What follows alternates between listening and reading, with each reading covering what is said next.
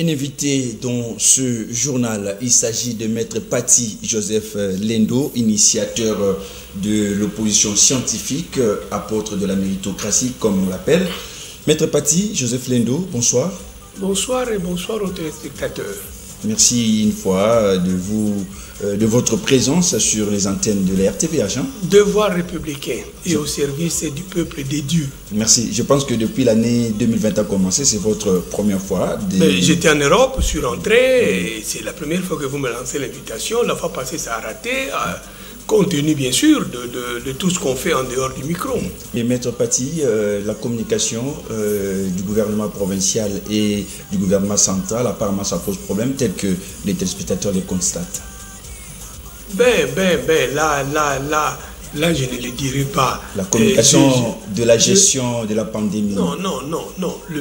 La gestion du pays pose problème. Il ne faut pas être Maître Paty pour le dire si haut. La gestion du pays pose problème. La pandémie de Covid-19 montre au grand jour la faiblesse de notre capacité à pouvoir nous administrer, à pouvoir nous gérer. Ça, il n'y a pas de gouvernement provincial, gouvernement central. Ah non. Et je pense que, et ce serait même ça le souhait que je viens traduire hautement à la place publique. Je crois savoir qu'après Covid-19, les gens se seront remis en cause et que les choses ne se passeraient pas comme ça se passe comme d'habitude. Et là, c'est un défi. Bon, disait encore Monseigneur Ernest Combo, il n'y a que des morts qui ne changent pas d'avis. Je pense que puisque nous sommes gouvernés par des vivants, et nous verrons, chacun verra une certaine différence, une certaine distanciation par rapport aux normes de la gouvernance. Maître Paty Joseph Lendo, si on vous comprend bien, après Covid-19 en RDC, il faudra que le chef de l'État puisse essayer un peu de revoir le sommet jusqu'en bas, c'est-à-dire qu'on fasse un certain nettoyage de nos institutions du pays. Je ne suis pas là pour annoncer des choses qui ne relèvent pas de ma compétence, mais ça saute aux yeux que le président étant un vivant, il n'a qu'à tirer des leçons de ce qu'il voit. Il n'est pas un secret. Les 12 premiers mois du président ont été plus marqués par le voyage.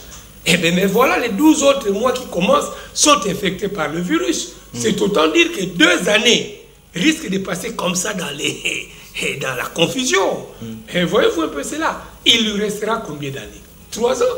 Et on ne sait pas si après l'année prochaine, il y aura encore quoi. Peut-être il y aura un tremblement de terre qui bougera encore le monde et nous risquons de faire 5 années comme ça.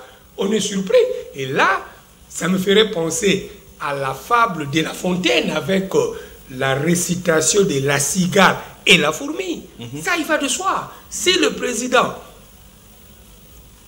estime qu'avant Covid serait égal après Covid, il s'assumerait. Mais moi, avec la méritocratie que je porte, avec le méritocrate qui sont avec moi, je prierai le président de se remettre en cause. Et en tout cas, il doit y avoir un petit coup de balai quelque part. Merci. Pour nettoyer cette maison qui est si sale. Merci. Le temps de revenir vers vous, Maître Paty, pour suivre avec l'actualité.